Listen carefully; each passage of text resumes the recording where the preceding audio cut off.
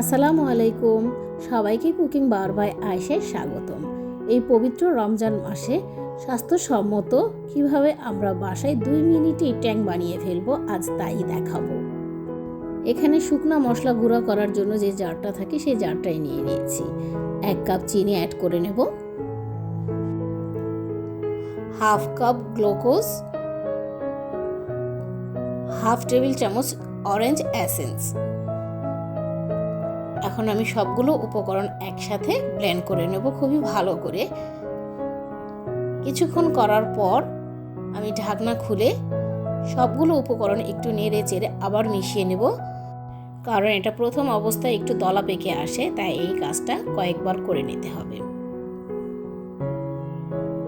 হয়ে গেছে আমার ট্যাং। একটু ঢাকনা খুলে দেখাচ্ছি, দেখেন কত সুন্দর কালার এসেছে এবং কতটা ঝরঝরে হয়েছে। এই ট্যাং আমরা মাস জুড়ে বয়মে সংরক্ষণ করে খেতে পারবো, নষ্ট হওয়ারও কোনো ভয় থাকবে না। একটু আমি চামচ দিয়ে দেখাচ্ছি, দেখেন কতটা সুন্দর হয়েছে। মাত্র 3টি উপকরণে আর 2 মিনিট সময়ে আমরা স্বাস্থ্যসম্মত ট্যাং বাসায় বানিয়ে ফেলতে পারবো। আমি এই ট্যাং দিয়ে একটু শরবত বানিয়ে দেখাচ্ছি। পানি আর ট্যাং বরফের সাথে নেড়ে নিলেই কিন্তু ট্যাংয়ের শরবতটা তৈরি, এবং এই ট্যাং দিয়েও আমরা বিভিন্ন রকমের শরবতও তৈরি করে নিতে পারবো। আর খেতে দোকানের স্বাদ থেকে কোনো অংশেই কম না।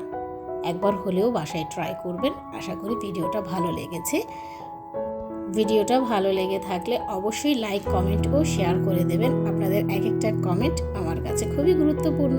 আমি চেষ্টা করব সকল কমেন্টের অ্যান্সার দেওয়ার জন্য। আজ এই পর্যন্ত, সবাই ভালো থাকবেন। আল্লাহ হাফিজ।